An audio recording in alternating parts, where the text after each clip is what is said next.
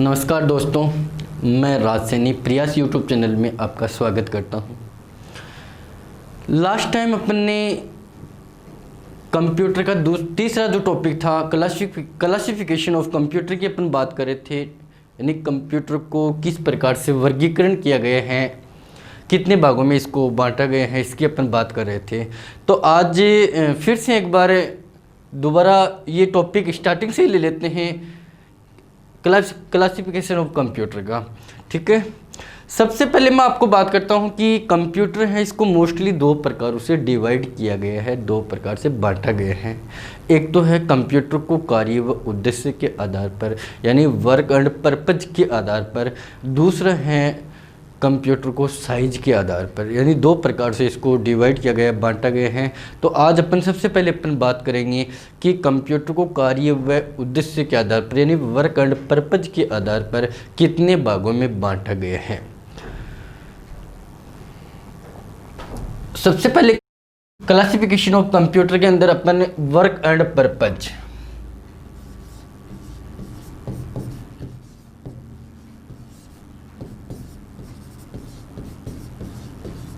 Work and purpose, कार्य व उद्देश्य के आधार पर कंप्यूटर होते हैं। ये तीन प्रकार के होते हैं। सबसे पहला होता है डिजिटल कंप्यूटर, डिजिटल कंप्यूटर। दूसरा होता है एनालॉग कंप्यूटर,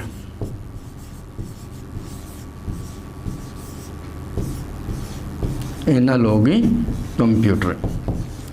और तीसरा होता है अपना हाइब्रिड कंप्यूटर, हाइब्रिड कंप्यूटर। तो इस प्रकार से वर्क एंड पर्पज यानी कार्य व उद्देश्य के आधार पर कंप्यूटर होते हैं। ये तीन प्रकार के होते हैं, डिजिटल कंप्यूटर, एनालॉग कंप्यूटर और हाइब्रिड कंप्यूटर। सबसे पहले अपन बात करते हैं डिजिटल कंप्यूटर की। डिजिटल कंप्यूटर कौन से होते हैं? तो दोस्तों, डिजिटल कंप्यूटर वे कंप्यूटर होते हैं जो अपना संपूर्ण कार्य डिजिट्स के आधार पर ही करते हैं, यानी कि ये वे कंप्यूटर होते हैं जो डेटा को डिजिट्स के रूप में ही लेते हैं, प्रोसेस करते हैं तो डिजिट्स में ही करते हैं, और प्रोसेसिंग के बाद जो रिजल्ट देते हैं, आउटपुट देते हैं, वो भी एक डिजिट्स में देते हैं। डिजिट का मतलब होता है 0 और 1, 0 और 1, यानी कि ये डेटा को डिजिट्स के रूप में ही लेते हैं, डिजिट्स में ही प्रोसेस करते हैं और डिजिट्स में इसका आउटपुट प्रदान करते हैं। तो वे कंप्यूटर जो कि अपना संपूर्ण कार्य डिजिट्स के आधार पर ही करते हैं, उनको डिजिटल कंप्यूटर कहा जाता है। जैसे अपने घरों में जो कंप्यूटर होते हैं, अपने ऑफिस में जो अपन कंप्यूटर देखते हैं, या अपन जो कंप्यूटर सेंटर वगैरह के ऊपर जो जितने भी कंप्यूटर्स अपन देखते हैं, वो सभी किस में आते हैं? एक डिजिटल कंप्यूटर के अंदर ही आते हैं। दूसरी अपन बात करते हैं एनालॉग कंप्यूटर। एनालॉग कंप्यूटर वे कंप्यूटर जो कि अपना संपूर्ण कार्य भौतिक राशियों जैसे कि ताप, दाब, वायु, ध्वनि तथा विद्युत प्रवाह जैसे संकेतों पर कार्य करते हैं, उन्हें एनालॉग कंप्यूटर कहा जाता है। यानी कि वे कंप्यूटर जो कि भौतिक राशियों जैसे ताप, दाब, वायु, ध्वनि तथा विद्युत प्रवाह जैसे संकेतों पर कार्य करते हैं, उन्हें एनालॉग कंप्यूटर कहा जाता है। अब इस एनालॉग कंप्यूटर के अंदर कौन सी मशीनरी जाती है, यानी कौन से कंप्यूटर आते हैं? जैसे अपन बड़ी बड़ी सिटियों में जाते हैं तो वहाँ पे वायुदाब, तापमान मापने की जो मशीनें लगी होती हैं, वो एनालॉग कंप्यूटर के अंदर आती हैं। या फिर एक बार क्वेश्चन आया हुआ है कंपटीशन एग्जाम में कि पेट्रोल पंप की मशीनरी कौन से कंप्यूटर के अंदर आती है, तो वो भी एक एनालॉग कंप्यूटर के अंदर ही आती हैं। या फिर अपने घरों में जो इलेक्ट्रिकल विद्युत मीटर लगे होते हैं, जो विद्युत की प्रवाह को मापते हैं, वो भी एक एनालॉग कंप्यूटर में ही आते हैं। यानी कि वे सभी मशीनरी जो कि भौतिक राशियों पर कार्य करते हैं, उन्हें एनालॉग कंप्यूटर के अंदर रखा गया है। और तीसरा कंप्यूटर है हाइब्रिड कंप्यूटर। तो देखो दोस्तों, हाइब्रिड कंप्यूटर वे कंप्यूटर होते हैं जो डिजिट्स के साथ साथ भौतिक राशियों पर भी कार्य करते हैं। यानी कि इस हाइब्रिड कंप्यूटर के अंदर डिजिटल कंप्यूटर व एनालॉग कंप्यूटर दोनों के गुण समाहित कर दिए गए हैं। अर्थात वे कंप्यूटर जो डिजिट्स के साथ साथ भौतिक राशियों पर भी कार्य करते हैं, उन्हें एनालॉग कंप्यूटर कहा जाता है। और हाइब्रिड कंप्यूटर का अधिकांशतः प्रयोग चिकित्सा व खोज विभाग में किया जाता है। जैसे चिकित्सा के अंदर अपन अपनी जो हार्ट बीट मापी जाती है, अपन वहाँ पे कंप्यूटर्स देखते हैं, तो वो कौन से कंप्यूटर में आते हैं, वो एक हाइब्रिड कंप्यूटर के अंदर ही आता है। तो ये तो है दोस्तों अपने वर्क एंड पर्पज के आधार पर डिवाइडेशन ऑफ कंप्यूटर का। उसके बाद में मैं आपको बता देता हूँ जो कि डिजिटल कंप्यूटर होते हैं, इसको आकार के आधार पर यानी साइज के आधार पर 4 भागों में डिवाइड किया गया है, 4 भागों में बांटा गया है। और ये है अकॉर्डिंग टू साइज, यानी कि साइज के आधार पर ये 4 कंप्यूटर कौन कौन से हैं। सबसे पहला है माइक्रो कंप्यूटर, दूसरा है मिनी कंप्यूटर, तीसरा है मेन फ्रेम कंप्यूटर और चौथा होता है super computer. Micro, mini, main frame और सुपर कंप्यूटर एक डायग्राम के अकॉर्डिंग मैंने आपको समझाने की कोशिश की है। तो देखना, मैंने सबसे पहले माइक्रो कंप्यूटर का नाम लिखा है, फिर मिनी कंप्यूटर, फिर मेन फ्रेम कंप्यूटर, फिर है सुपर कंप्यूटर। यहाँ पे नीचे देखने, नीचे लिखा हुआ है फास्ट है, एक्सपेंसिव है, कॉम्प्लेक्स है और लार्ज है, जबकि ऊपर लिखा हुआ है स्लो, चीप, सिंपल और स्मॉल। तो देखो जैसे जैसे ये एरो का निशान नीचे की तरफ जाता है, जैसे जैसे माइक्रो से मिनी, मिनी से मेन फ्रेम से सुपर की तरफ आते हैं, तो ये कंप्यूटर फास्ट हो जाते हैं, एक्सपेंसिव यानी खर्चीले हो जाते हैं, कॉम्प्लेक्स हो जाते हैं और लार्ज यानी सबसे बड़े होते हैं। तो आपको साइज की अपन बात कर रहे हैं अकॉर्डिंग टू साइज। तो साइज के आधार पर सबसे छोटा माइक्रो है, उससे बड़ा मिनी है, उससे बड़ा मेन फ्रेम है और उससे बड़ा सुपर। तो जैसे जैसे अपन नीचे चलते जाएंगे तो वैसे वैसे कंप्यूटर हैं ये फास्ट होते जाएंगे, एक्सपेंसिव होते जाएंगे, कॉम्प्लेक्स होते जाएंगे और लार्ज होते जाएंगे। जबकि नीचे से ऊपर की तरफ अपन जाएंगे तो ये कंप्यूटर स्लो, चीप, सिंपल और स्मॉल होते जाएंगे। ये ही अंतर होता है इन चारों कंप्यूटर्स के अंदर। यानी कि माइक्रो कंप्यूटर होते हैं ये सबसे स्लो होते हैं, चीप होते हैं, सिंपल होते हैं, स्मॉल होते हैं यानी सबसे छोटे होते हैं। मिनी कंप्यूटर है ये मेन फ्रेम की तुलना में छोटा होता है, जबकि मेन फ्रेम कंप्यूटर होता है ये सुपर की तुलना में छोटा होता है, चीप होता है, सिंपल होता है और स्लो होता है।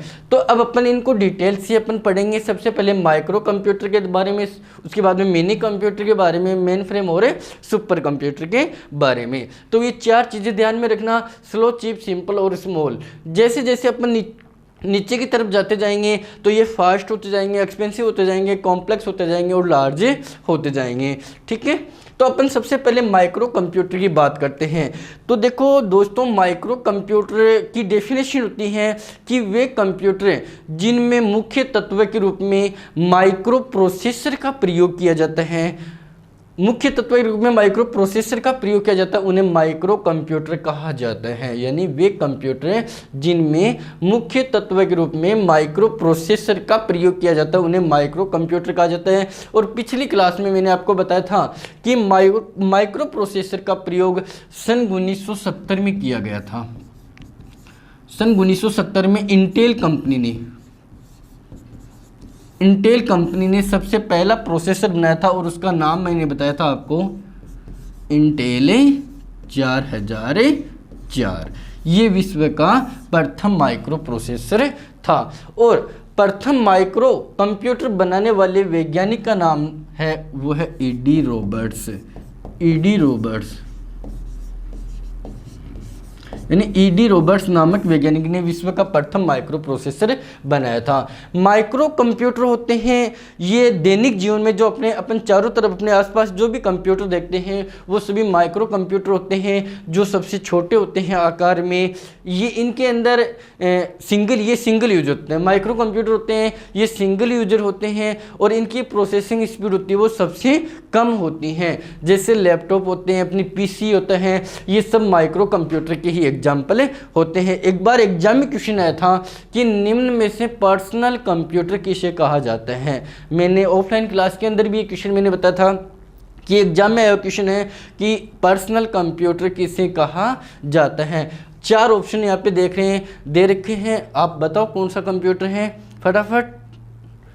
चलो मैं बताता हूँ। माइक्रो कंप्यूटर को निजी उपयोग में लेने के कारण इसको पर्सनल कंप्यूटर भी कहा जाता है। यानी कि माइक्रो कंप्यूटर होते हैं वो सबसे छोटे होते हैं, सस्ते होते हैं, ये सिंगल यूजर होते हैं। इनमें एक प्रोसेसिंग यूनिट होता है, कुछ एक स्टोरेज यूनिट होते हैं, कुछ सॉफ्टवेयर होते हैं, इससे मिलकर ये एक यानी इनपुट और आउटपुट यूनिट होता है, इससे मिलकर ये माइक्रो कंप्यूटर बनता है। और माइक्रो कंप्यूटर के कुछ एग्जाम्पल मैं आपको बताता हूँ। जैसे एग्जाम में पूछा जाता है कि स्मार्टफोन अब वो कौन से कंप्यूटर के कैटेगरी में आता है, तो माइक्रो कंप्यूटर के अंदर पीसी, जिसका प्रोग्राम होता है पर्सनल कंप्यूटर, अपने घरों में देखते हैं अपन, जिसके अंदर एक आउटपुट यूनिट यानी मॉनिटर या एलईडी होती है, एक सीपीयू होता है, कीबोर्ड इनपुट यूनिट के अंदर आता है, और ये आपका माउस इनपुट यूनिट के अंदर आता है। तो ये होते हैं ये पर्सनल कंप्यूटर यानी पीसी जिसको बोलते हैं, ये एक इसका माइक्रो कंप्यूटर का एग्जांपल है। लैपटॉप होता है, नेटबुक होती है, टैबलेट होता है, और एक पीडीए और एक स्मार्टफोन। तो कई देखो दोस्तों, पीडीए और स्मार्टफोन के बारे में कई लोग पूछते हैं, कंफ्यूज रहते हैं कि पीडीए और स्मार्टफोन एक किस प्रकार का कंप्यूटर है।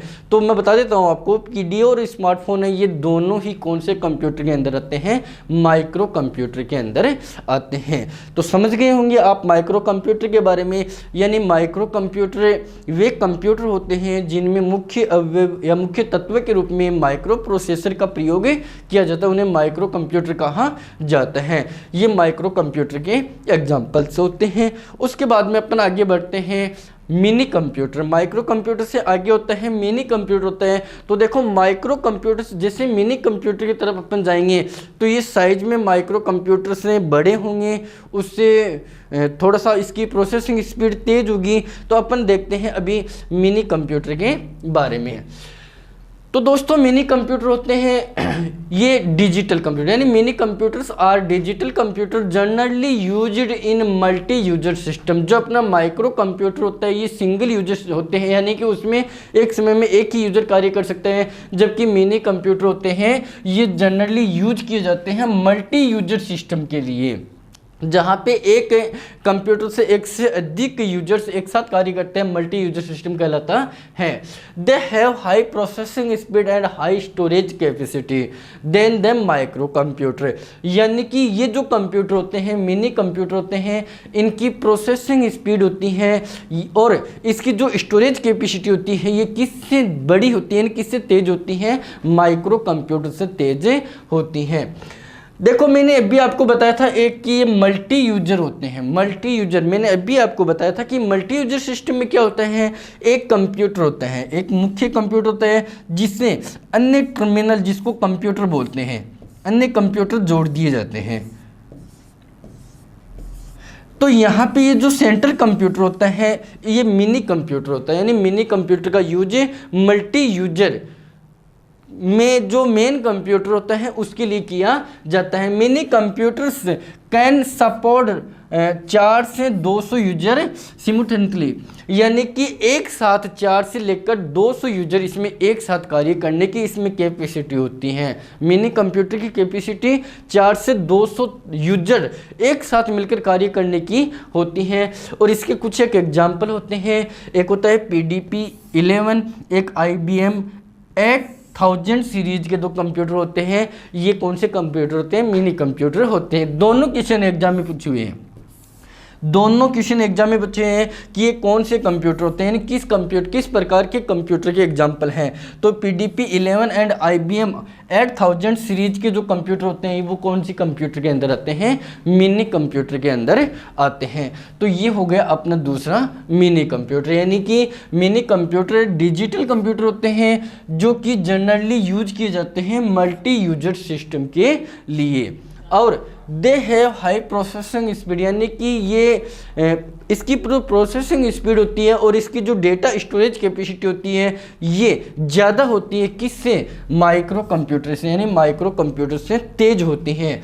मिनी कंप्यूटर कैन सपोर्ट, यानी कि इसके अंदर एक साथ 4 से 200 यूजर एक साथ वर्क कर सकते हैं, कार्य कर सकते हैं। और वो कैसे करते हैं वो मैंने आपको यहाँ पे बताया है कि एक मेन कंप्यूटर होता है जिससे अन्य टर्मिनल या अन्य कंप्यूटर जोड़ दिए जाते जाते हैं। और ये जो मेन कंप्यूटर होते हैं ये एक मिनी कंप्यूटर ही होता है, ठीक है।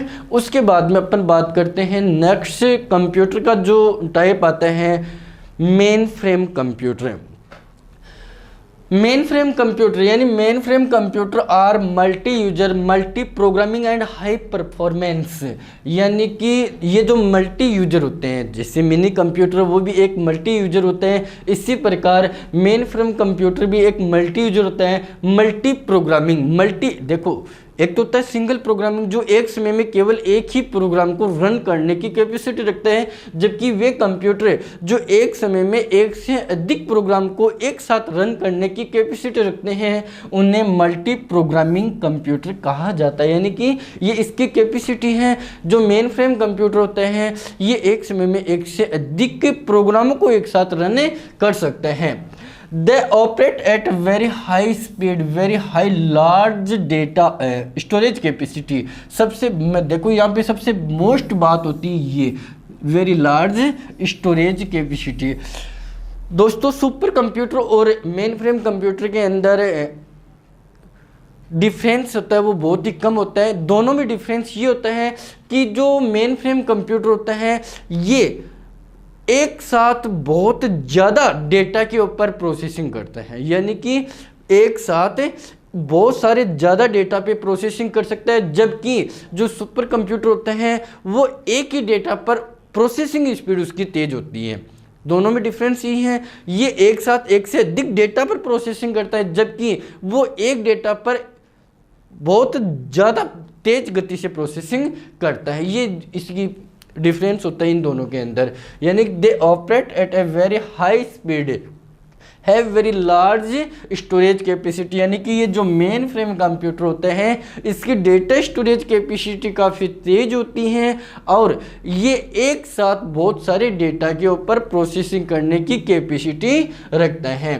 The user access the mainframe computer by a terminal that may be a dumb terminal and intelligent terminal. देखो यहाँ पे मैंने पिछले जो मिनी कंप्यूटर के अंदर अपन पढ़ रहे थे तो वहाँ पे मैंने टर्मिनल शब्द का यूज किया गया था। टर्मिनल क्या होता है मैंने बताया था कि एक मेन कंप्यूटर होता है जिसमें एक से अधिक कंप्यूटरों को जोड़ दिया जाता है।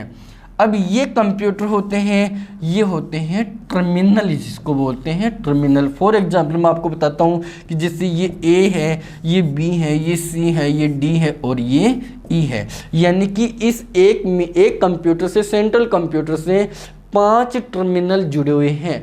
अब ये टर्मिनल भी 2 प्रकार के होते हैं, एक तो होता है डम टर्मिनल और एक होता है इंटेलिजेंट टर्मिनल। अब डम टर्मिनल क्या होते हैं और इंटेलिजेंट टर्मिनल क्या होते हैं? देखो दोस्तों मैं आपको बताता हूँ। जैसे मानो कि इस कंप्यूटर से ये ए जो टर्मिनल जुड़ा है, मानो ये जो टर्मिनल 2 होते हैं, डम और इंटेलिजेंट। अब इसमें डम कौन सा होता है और टर्मिनल इंटेलिजेंट टर्मिनल कौन सा होता है? डम टर्मिनल होता है उसके अंदर अपना खुद का प्रोसेसिंग जो यूनिट होता है वो नहीं होता, यानी खुद का सीपीयू नहीं होता है। ये क्या करते हैं, ये जो टर्मिनल होते हैं ये डेटा होते हैं ये मेन कंप्यूटर से ही लेते हैं, वहीं पर इस पर प्रोसेसिंग करते हैं और उन्हीं को देते हैं। इनके पास अपना एक मॉनिटर होता है, एक कीबोर्ड होता है, एक माउस होता है, ये चीज़ें होती हैं। इनके पास कोई प्रोसेसिंग यूनिट नहीं होता, यानी सीपीयू नहीं होता है। ये जो डेटा लेते हैं मेन कंप्यूटर से लेते हैं और प्रोसेस करके उसी के प्रोसेसिंग यूनिट के अंदर प्रोसेसिंग करके उसी को डेटा लौटा देते हैं। इसे कहते हैं डम टर्मिनल। इसी का क्या कहता है? डम टर्मिनल कहा जाता है। जबकि एक होता है इंटेलिजेंट टर्मिनल। इंटेलिजेंट टर्मिनल होता है इसके अंदर अपना खुद का एक प्रोसेसिंग यूनिट होता है, यानी जैसे मानो कि ई जो टर्मिनल है ये एक इंटेलिजेंट टर्मिनल है, तो इसके पास एक मॉनिटर होगा, एक कीबोर्ड होगा, एक माउस होगा और एक खुद का क्या होगा? सीपीयू होगा। ये होते हैं इंटेलिजेंट। ये क्या करते हैं कि यहाँ से मेन कंप्यूटर से डेटा लेते हैं और अपने खुद के प्रोसेसिंग यूनिट के अंदर प्रोसेसिंग करके डेटा को वापस लौटा देते हैं, तो इसे कहते हैं इंटेलिजेंट टर्मिनल। तो इस प्रकार से टर्मिनल होते हैं, ये दो प्रकार के होते हैं। ये जो मेन फ्रेम कंप्यूटर होता है इसका एग्जांपल है CDC 6600, IBM ES000 सीरीज के जो कंप्यूटर होते हैं वो कौन से कंप्यूटर के अंदर आते हैं, मेन फ्रेम कंप्यूटर के अंदर आते हैं। तो इस प्रकार से ये होता है अपना main frame computer. Main frame computer होता है, इसका अधिकांशतः प्रयोग बैंकों में या फिर रेलवे के अंदर और बैंकों में या फिर बड़ी बड़ी जो कंपनियां होती हैं वहाँ इसका यूज किया जाता है। जबकि जो अपना मिनी कंप्यूटर था इसका यूज जहाँ जिस कंपनी में 100 से 150 तक के यूजर जैसे काम करने वाले होते हैं वहाँ पे मिनी कंप्यूटर का यूज किया जाता है। ये जो बैंक और आपका जो रेलवे रिजर्वेशन है इसके अंदर कौन से कंप्यूटर का यूज किया जाता है, मेन फ्रेम कंप्यूटर का ही प्रयोग किया जाता है। अब अपन पढ़ते हैं अपना लास्ट और चौथा जो कंप्यूटर का प्रकार आता है वो है सुपर कंप्यूटर, जो कि सबसे फास्ट होता है। सुपर कंप्यूटर होता है ये सबसे फास्ट होता है। इसकी प्रोसेसिंग जैसे मैंने आपको बताया था पहले कि सबसे सुपर कंप्यूटर सबसे नीचे आ रहा है तो ये सबसे फास्ट होगा, एक्सपेंसिव होगा यानी सबसे इसके जो महंगा होता है सबसे महंगा होता है, ये कॉम्प्लेक्स होते हैं और ये लार्ज यानी सबसे बड़े होते हैं। तो अपन अभी बात करते हैं सुपर कंप्यूटर की, जो कि सबसे तेज होता है। इसकी प्रोसेसिंग स्पीड होती है वो बहुत ही तेज होती है। अभी अपन मेन फ्रेम कंप्यूटर और सुपर कंप्यूटर के अंदर डिफरेंस के बारे में मैंने आपको बताया था। देखो इसमें मेन डिफरेंस होता है ये होता है कि सुपर कंप्यूटर के अंदर बहुत सारे प्रोसेसर लगे होते हैं, यानी ये मल्टी प्रोसेसिंग विधि का इसके अंदर यूज किया जाता है, जो कि कुछ ही समय में डेटा पर प्रोसेसिंग करके रिजल्ट को शो कर देता है। जबकि जो मेन फ्रेम कंप्यूटर होता है वो बहुत सारे डेटा पर एक साथ प्रोसेसिंग कर सकता है। ये दोनों में डिफरेंस होता है। तो देखो अभी देखते हैं अपन, super computers are the fastest and the most expensive machine, यानी कि सुपर कंप्यूटर होता है ये सबसे फास्ट होता है, यानी कि इसकी प्रोसेसिंग स्पीड सबसे तेज होती है और ये सबसे महंगा होता है। यानी जितने भी कंप्यूटर उनमें सबसे महंगा कौन सा होता है, सुपर कंप्यूटर होता है। The speed of A super computer is generally measured in flops का पूरा नाम होता है फ्लोटिंग पॉइंट ऑपरेशंस पर सेकेंड, यानी कि सुपर कंप्यूटर की प्रोसेसिंग स्पीड होती है ये फ्लॉप्स में मापी जाती है। कंपटीशन एग्जाम में क्वेश्चन आया दोस्तों कि सुपर कंप्यूटर की प्रोसेसिंग स्पीड किस में मापी जाती है, तो ध्यान में रखना सुपर कंप्यूटर की प्रोसेसिंग स्पीड है वो फ्लॉप्स में मापी जाती है, जिसका पूरा नाम होता है फ्लोटिंग पॉइंट ऑपरेशंस पर सेकेंड। ठीक है, उसके बाद में अपन बात करते हैं कि super computer are built by interconnecting thousands of processor. अभी जैसे मैंने आपको बताया था कि ये मल्टी प्रोसेसिंग विधि के लिए इसे तैयार किया जाता है, यानी कि एक कंप्यूटर के अंदर बहुत सारे सैकड़ों हजारों की संख्या के अंदर प्रोसेसर लगे होते हैं जो कि एक साथ मिलकर कार्य करते हैं। तो यानी super computer are built by interconnecting thousands of processor. Example है IBM रोडनर, IBM ब्लूजिन, इंटेल आस्की, यानी इंटेल का जो आस्की, परम जो भारत का प्रथम सुपर कंप्यूटर है। यानी कि क्वेश्चन है एग्जाम में कि भारत का प्रथम सुपर कंप्यूटर का क्या नाम है, तो उत्तर क्या आएगा परम या परम 8000, यानी परम 8000 या परम भारत का प्रथम सुपर कंप्यूटर है जो कि किसने बनाया था, यानी कि परम computer assembled in India by CDAC. CDAC एक इंडिया की कंपनी है जिसका पूरा नाम होता है central for development of advance computing.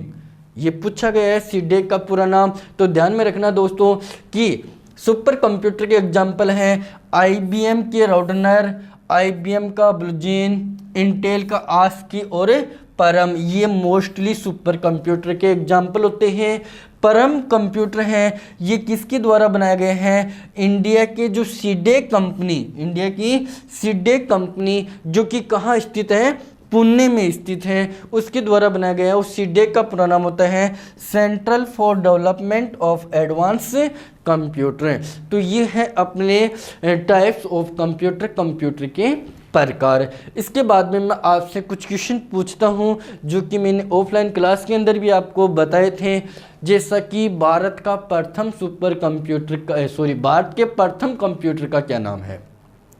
देखो दोस्तों, सबसे पहले अपन बात करते हैं कि विश्व का, यदि अपने को पूछा जाए कि विश्व का प्रथम इलेक्ट्रॉनिक कंप्यूटर का क्या नाम है, और ये क्वेश्चन आया हुआ है एग्जाम के अंदर, तो विश्व का प्रथम इलेक्ट्रॉनिक कंप्यूटर का नाम है ENIAC।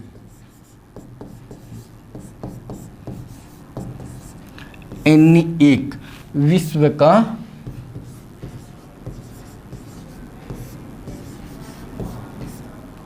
प्रथम सुपर कंप्यूटर।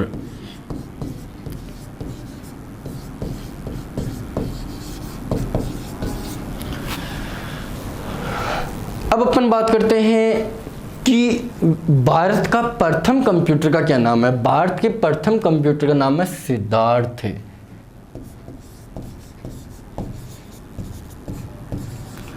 सिद्धार्थ भारत का प्रथम कंप्यूटर।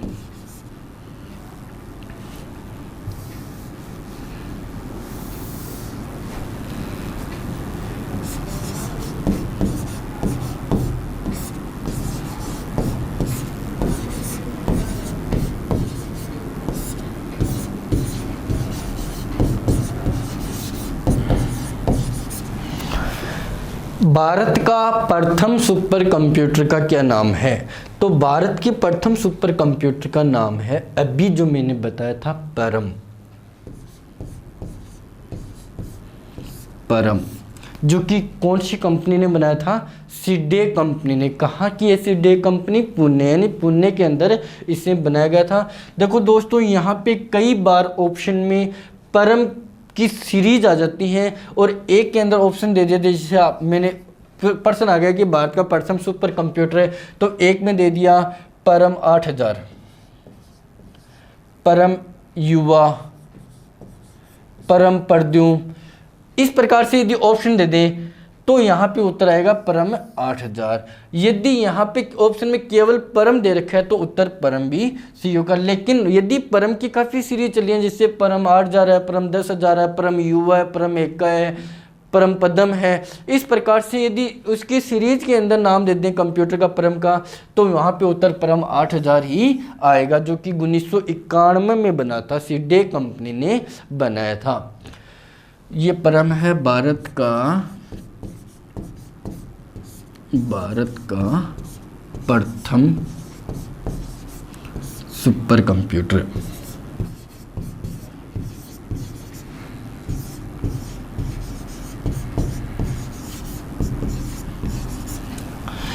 उसके बाद में अपन बात करते हैं कि भारत के सबसे फास्ट सुपर कंप्यूटर का क्या नाम है, तो वहां पे उत्तर आएगा प्रत्यूष। प्रत्यूष भारत का सबसे फास्ट सुपर कंप्यूटर है। भारत का सबसे फास्ट सुपर कंप्यूटर।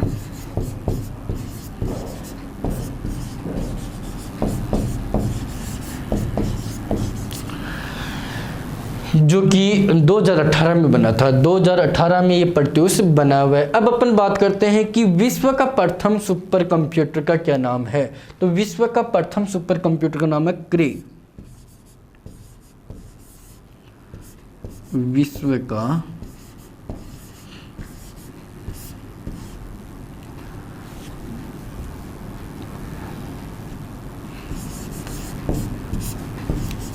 प्रथम सुपर कंप्यूटर।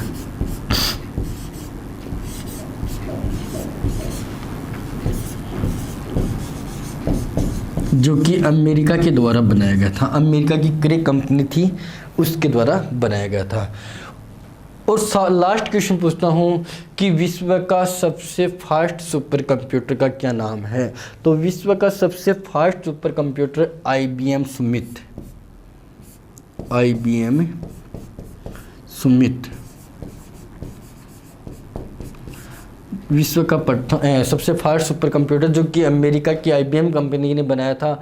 और इससे पहले चाइना का था प्रथम सुपर कंप्यूटर। हाल ही में थोड़े दिन पहले न्यूज़ में आई थी कि IBM सुमित के बाद में चाइना ने फिर से एक बार सुपर कंप्यूटर के रूप में अमेरिका को मात दे दी है, जिसका नाम उसने थाइनी 3 रखा है। अभी वो लॉन्च नहीं हुआ। यदि करंट में अपन से पूछा जाए तो ये IBM सुमित ये विश्व का सबसे फास्ट सुपर कंप्यूटर होगा। ठीक है, तो ये थे अपने क्लासिफिकेशन ऑफ कंप्यूटर का टॉपिक। उसके बाद में नेक्स्ट टॉपिक अपन जो पढ़ेंगे वो होगा अपना इनपुट यूनिट का। तो देखो दोस्तों, आज का अपना टॉपिक क्लासिफिकेशन ऑफ कंप्यूटर का था। कैसा लगा, समझ में आया नहीं आया, कमेंट के अंदर अपना उत्तर ज़रूर देना। और इस चैनल को अभी तक यदि आपने सब्सक्राइब नहीं किया तो सब्सक्राइब करना, ज़्यादा से ज़्यादा शेयर करना और लाइक करना। ठीक है।